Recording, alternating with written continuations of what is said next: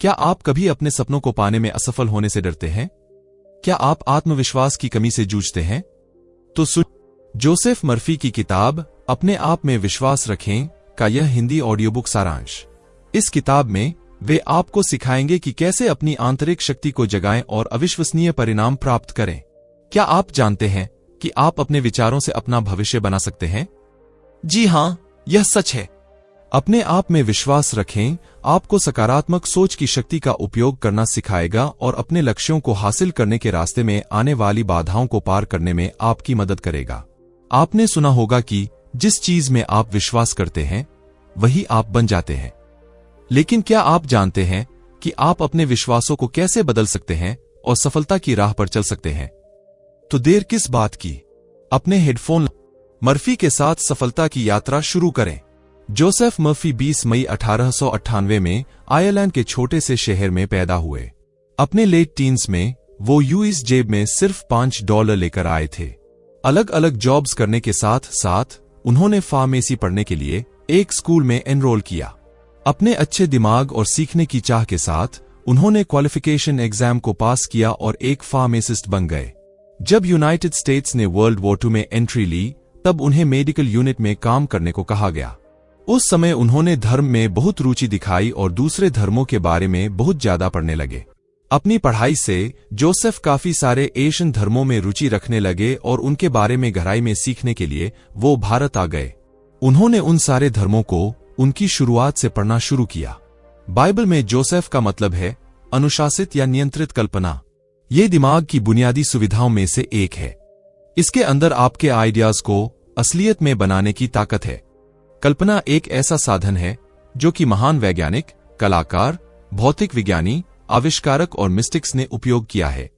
जब दुनिया ने कहा कि ये असंभव है, ये नहीं हो सकता, तब इमेजिनेशन के साथ वाले इंसान ने बोला ये हो गया है। एक महान बिजनेसमैन ने लेखक को बताया कि कैसे उन्होंने एक छोटी सी दुकान से शुरू किया। उन्होंने कहा कि वो एक बड़ी कॉर्पोरेशन का एक सपना देखते थे जिसकी ब्रांचेस पूरे देश में है। उन्होंने ये भी कहा कि वो नियमित रूप से अपने दिमाग में बड़ी फैक्ट्रीज, स्टोर्स और इमारतों की तस्वीर बनाते थे क्योंकि उन्हें पता था कि वो दिमाग की एल्केमी के जरिए सच हो सकते हैं। वो अमीर हुए लॉ ऑफ अट्रैक्शन के जरिए। विचार, दोस्त, पैसा, वो सब कुछ जो उन्हें अपने सपनों को सच करने के लिए चाहिए था, वो आकर्षित करने लगे। उन्होंने अपनी कल्पना में बीज बोया। फिर वो इन सारे मेंटल पैटर्न्स के साथ जीने लगे जब तक इमेजिनेशन ने उन्हें सच नहीं कर दिया।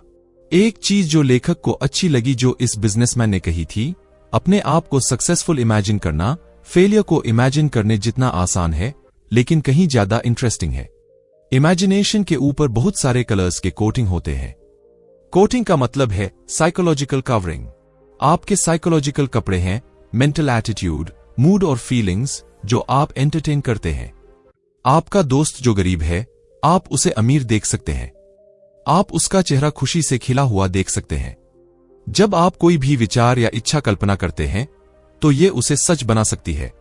जहां पर अबंडेंस की कमी है, आप वहां अबंडेंस को कल्पना कर सकते हैं। जहां पर लड़ाई है, वहां पर शांति की कल्पना कर सकते हैं और जहां पर बीमारी है, वहां पर स्वास्थ्य की कल्पना कर सकते हैं। अपनी कल्पना से आप 10,000 मील दूर से अपनी मां की अदृश्य आवाज को सुन सकते हैं। आप उन्हें स्पष्ट रूप से देख सकते हैं जैसे कि वो आपके पास ही है। ये गजब की ताकत आपके अंदर है। आप इस शक्ति को विकसित और कल्टीवेट करके सफल और अमीर बन सकते हैं। सही मानसिक रवैया, एटीट्यूड क्या है? लेखक यहां पर एक कहानी शेयर करते हैं। काफी साल पहले लेखक ने पुनर्जन्म पर एक लेख प्रिंट किया था। ये पैम्फलेट्स एक बुक स्टोर के बाहर लगाए गए जहां पर लेखक लेक्चर्स देते थे। शुरुआत में काफी कम पैम्फलेट बिके क्योंकि जो सेल्स गर्ल थी वो पैम्फलेट के कंटेंट को पसंद नहीं करती थी। लेखक ने फिर उन्हें पुनर्जन्म का मतलब बाइबल से समझाया।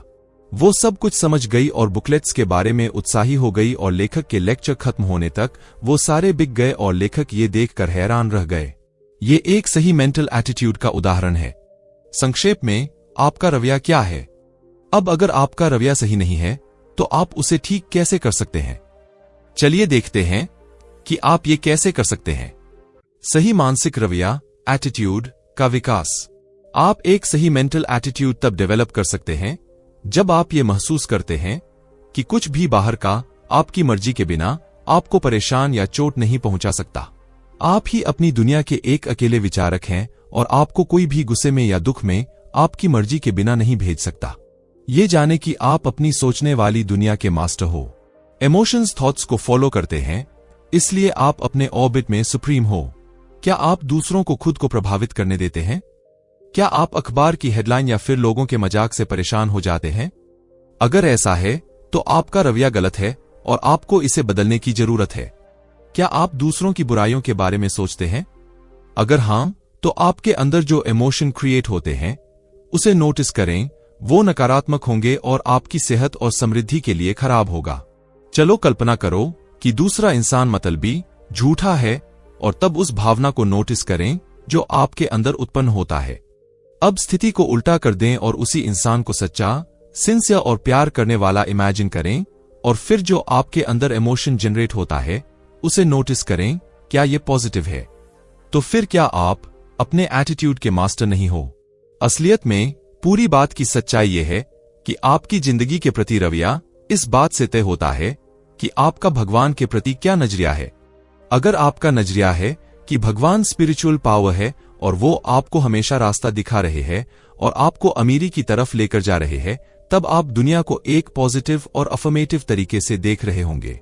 एक 16 साल का स्कूल जाने वाला लड़का लेखक से आकर बोला कि मेरे बहुत गंदे ग्रेड्स आ रहे हैं, मेरी याददाश्त फेल हो रही है, मुझे नहीं पता कि बात क्या है। लेखक कहते हैं कि जो चीज गलत थी वो उसका रवैया। उसने ये जानकर एक नया रवैया अपनाया कि उसकी पढ़ाई एक अच्छे कॉलेज में एंट्री लेने और एक एडवोकेट बनने के लिए कितनी जरूरी है। उसने रोज प्रार्थना करना शुरू किया, जो सबसे तेज तरीका है अपनी मानसिकता को बदलने का। इस लड़के ने यह समझा कि उसके अंदर एक आध्यात्मिक शक्ति है। उसने ये दावा करना शुरू भी किया कि उसकी मेमोरी बिल्कुल परफेक्ट है और इन्फिनिट इंटेलिजेंस उसे हमेशा वो चीज बताती है जो उसे जानने की जरूरत है। उसने दूसरे शिक्षकों और छात्रों के लिए प्यार और सद्भावना महसूस करना शुरू किया। ये लड़का अब उस आजादी को एंजॉय करता है जो पहले कभी की ही नहीं। और ऐसा आप भी कर सकते हैं। कल्पना शक्ति। हमने पहले भी कहा है कि हमारे सारे मेंटल एटीट्यूड्स हमारी इमेजिनेशन से कंडीशन्ड होते हैं। अगर आप इमेजिन करते हैं कि आज का दिन बहुत खराब होगा, कि आज का बिजनेस बहुत खराब होगा, कि आज बारिश होगी, कि कोई भी कस्टमर आपके स्टोर में नहीं आएंगे, तब आप अपनी नेगेटिव इमेजिनेशन का रिजल्ट देखेंगे। उन सारी चीजों को इमेजिन करें जो सुंदर है, नेक हैं और अच्छी हैं। आपकी जिंदगी के प्रति पूरा भावनात्मक रवैया बदल जाएगा। आप जिंदगी के बारे में क्या कल्पना करते हैं? क्या आपकी जिंदगी खुशी से भरी होगी या फिर पूरी जिंदगी परेशानियों से घिरी होगी? ये सच में इंसान के कल्पना करने वाले दिमाग से ही है जिनसे सारे धर्म जन्मे। इमेजिनेशन से ही टीवी, रेडियो, सुपर जेट और सारे आधुनिक आविष्कार इस दुनिया में आए हैं। आपकी कल्पना इन्फिनिटी का एक खजाना है जिससे सारे चुनिंदा गाने, कला, कविता और आविष्कार निकलते हैं। एक बिजनेसमैन जिसका बिजनेस आगे बढ़ रहा है, लेकिन अगर वो नेगेटिविटी में फंसा रहता है तो यह इमेजिनेशन के गलत इस्तेमाल का उदाहरण है। वो ऑफिस से घर आता है, अपने दिमाग में विफलता की एक मोशन पिक्चर बनाता है, अपने बैंक अकाउंट को खाली देखता है, अपने घर और बिजनेस को बदलते हुए देखता है। अगर वो हमेशा इस पिक्चर में घुसता रहा तो वो पक्का फेलियर को अपने पास ला रहा है। उसके पास सफलता और असफलता की चॉइस है, लेकिन उसने असफलता को चुना। यह है कल्पना की ताकत। जो लोग फालतू की चिंताएं लेते हैं, वो लोग कभी भी कुछ अच्छा या प्यारा नहीं सोच सकते। वो ये जानते हैं कि कुछ बुरा या बर्बाद करने वाला होने वाला है। वो आपको एक भी कारण नहीं दे सकते कि क्यों कुछ अच्छा होना चाहिए, लेकिन वो उन खतरनाक कारणों के साथ तैयार रहते हैं कि क्यों कुछ बुरा होना चाहिए। अब आप पूछ सकते हैं कि ऐसा क्यों है? लोग नकारात्मक क्यों सोचते हैं? इसका कारण सरल है। ये लोग आदतन नकारात्मक होते हैं, यानी कि उनकी काफी ज्यादा सोच नकारात्मक और विनाशकारी प्रकृति की होती है। और जैसे जैसे ये नकारात्मक विचारों की आदत बनाते हैं, तो वो अपने अवचेतन मन को भी नकारात्मक स्थिति में करते हैं। तो अभी ही चुन ले, रचनात्मक रूप से सोचना शुरू करें। सोचने का मतलब बोलना है। आपके विचार आपके शब्द हैं। अपने शब्दों को शहद जैसा मीठा बनाओ जो तुम्हारे कानों के लिए मीठा हो। आपकी इस समय ये समरी सुनते समय क्या इनर स्पीच है? शायद आप अपने आप को कह रहे हो, मैं नहीं कर सकता, ये असंभव है, मैं अभी बूढ़ा हूं, मेरे पास चांस ही क्या है, मेरे पास पैसा नहीं है। आप देख सकते हैं, आपके शब्द शायद मीठे नहीं हैं, वो आपके कान के लिए मीठे नहीं हैं, वो ना ही आपको ऊपर उठाते हैं और ना ही आपको इंस्पायर करते हैं। तो एक संकल्प लें, अपने आप को ये शब्द कहकर, मैं अब से अभी से सिर्फ उन विचारों और आइडियाज को अपने दिमाग में जाने दूंगा जो मुझे प्रेरणा देते हैं और मुझे ताकत देते हैं। अवचेतन मन, सबकॉन्शियस माइंड से बात करना। तो अब जाने कि आप कैसे पॉजिटिवली एक आइडिया या मेंटल इमेज को अपने सबकॉन्शियस माइंड पर ला सकते हैं। इंसान का कॉन्शियस माइंड पर्सनल और सिलेक्टिव है। ये चूज करता है, एनालाइज करता है और सिलेक्ट करता है। ये रीजनिंग का सारा काम करता है। अवचेतन मन को चेतन मन का सेवक भी कहा जा सकता है। अवचेतन चेतन मन के सारे आदेश को मानता है। इंसान का चेतन मन एक मोटर है और अवचेतन इंजन है। आपको मोटर स्टार्ट करनी होगी और इंजन अपना काम करेगा। चेतन मन की वजह से अवचेतन मन की ताकत जागती है। स्टेप 1, शांत दिमाग। पहला कदम अपनी इच्छा, विचार या छवि को अवचेतन मन में लाने का है। आराम करे और अपना ध्यान को स्थिर करे ताकि आप शांत हो सके। ये शांत, रिलैक्स और दिमाग का शांतिपूर्ण रवैया आपके दिमाग में कोई भी एक्स्ट्रा मैटर और गलत चीज जाने से रोकेगा। इसके साथ दिमाग के शांत रवैये में एफर्ट बिल्कुल कम हो जाता है। स्टेप 2, देखना। दूसरे स्टेप में आप जिस भी चीज को चाहते हैं उसकी रियलिटी को इमेजिन करते हैं। यहां पर लेखक अपना उदाहरण देते हैं और इस उदाहरण को आप अपनी मनचाही चीज को पाने के लिए भी इस्तेमाल कर सकते हैं। लेखक अपना घर बेचना चाहते थे, तो उन्होंने अपने बगीचे के आगे एक बोर्ड लगाया जिस पर लिखा था, मालिक द्वारा बिक्री के लिए। इसको लगाने के दूसरे दिन लेखक ने अपने आप से सोने जाते समय कहा, सोचो अगर तुमने घर बेच दिया तो तुम क्या करोगे। फिर उन्होंने इस सवाल का खुद को जवाब दिया और कहा, मैं उस बोर्ड को उतार दूंगा और गराज में फेंक दूंगा। अपनी कल्पना में उन्होंने बोर्ड को उतारा और उसे गराज में फेंक आए और इसे करने से उन्हें काम के पूरा होने की आंतरिक संतुष्टि मिली। अगले दिन एक बंदे ने उन्हें $1000 का डिपॉजिट दिया और कहा, अपने बोर्ड को हटा ले, हम ये घर खरीद रहे हैं। लेखक ने एकदम उस बोर्ड को हटा दिया और उसे गराज में रख दिया। अंदर के काम से बाहर का काम हुआ। जैसी इमेज आप सबकॉन्शियस माइंड पर बनाओगे वैसे ही इमेज आपकी जिंदगी में बनेगी। अगर एक इंसान के ऊपर बैंक का कर्जा बाकी है लेकिन उसके पास उसे कवर करने के पैसे नहीं हैं, तो अगर वो इस सिद्धांत को लागू करेगा तो उसका अवचेतन मन उसे पैसे देगा। इस बारे में मत सोचो कि ये कैसे होगा और कहां से होगा। अवचेतन मन के पास वो तरीके हैं जिन्हें आप जानते भी नहीं हैं। ये उन इंस्ट्रूमेंट्स में से एक है जो भगवान ने इंसान को दिए हैं जिससे कि वो अपनी जरूरतों को पूरा कर सके। जिस इंसान के पास बैंक का कर्जा देने के पैसे नहीं है, वो आपको बैंक में कैशियर को चेक देते हुए इमेजिन कर सकता है। जरूरी पॉइंट ये है कि जो आपने मेंटल पिक्चर बनाई है उसके साथ बहुत ज्यादा दिलचस्पी हो जाना और उसे रियल और नेचुरल बनाना। जितने अच्छे तरीके आप उस पिक्चर को बनाएंगे उतने अच्छे से वो काल्पनिक पिक्चर आपके अवचेतन मन पर जमा होगी। अगर आप कहते हैं कि मुझे कर्ज उतारने का कोई रास्ता नहीं दिखता है, उसके बारे में चिंता ना करें। इस बात को समझें कि आपके अंदर एक शक्ति है जो आपको वो सब कुछ दे सकती है जो आप उसे देने के लिए कहें। आप अब इस फीलिंग के साथ जी सकते हैं कि मेरा घर अब सारे कर्जों से मुक्त है और मेरे पास बहुत सारा पैसा है। इस बात पर सवाल ना करें कि आपके पास कर्जे उतारने के पैसे कहां से आएंगे। आप बैंक से आया हुआ एक लेटर को इमेजिन कर सकते हैं जिस पर लिखा हो कि आपने सारा कर्जा चुका दिया है। इसके साथ तब तक जिएं जब तक ये आपके लिए सच नहीं बन जाता। इस बात को सच मान लें कि आपके अंदर की ताकत है जो आपको वो सब चीज दे सकती है जो आप कल्पना कर सकते हैं।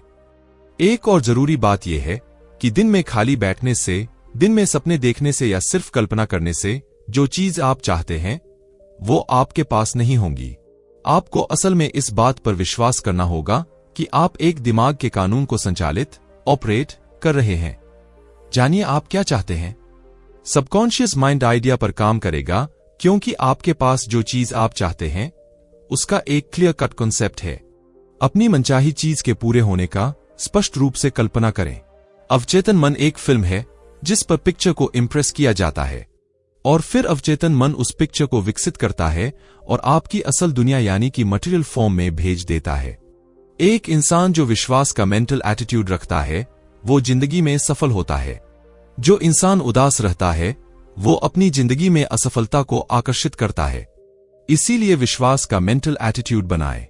भगवान अपने काम में हमेशा सफल होता है। इंसान को सफलता मिलना ही है क्योंकि भगवान उसके अंदर है। भगवान की सारी ताकत, सारी खूबियां इंसान के अंदर है। आपने जीतने के लिए ही जन्म लिया है। भगवान की बुद्धि भी आपके अंदर है जो आपको सारी मुश्किलों से ऊपर उठा सकती है। इस बात को मान लें कि आपके अंदर एक क्रिएटिव ताकत है।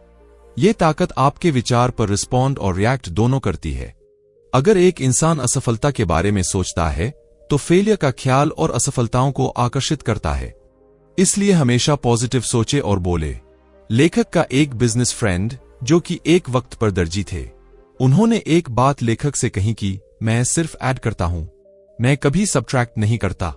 उनका मतलब था कि सक्सेस एक प्लस साइन है। अपनी ग्रोथ, वेल्थ, पावर और ज्ञान में ऐड करें।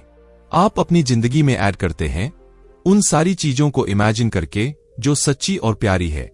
अपने आप को सक्सेसफुल इमेजिन करें और इस बात को दिल से महसूस करें। आपको सफल बनना ही है। आप कभी भी बाहरी शर्तों के गुलाम नहीं हैं। आप उनके मास्टर हैं। यह किताब उन सभी के लिए है जो जीवन के किसी भी पहलू में ब्लॉकेजेस देख रहे हैं। इस किताब में मेंशन्ड अवचेतन मन, सबकॉन्शियस माइंड तक पहुंचने के लिए सरल और स्पष्ट कदम मन पर विजय प्राप्त करने और जीवन को वास्तव में घटित होने वाला बनाने के लिए बहुत उपयोगी होंगे।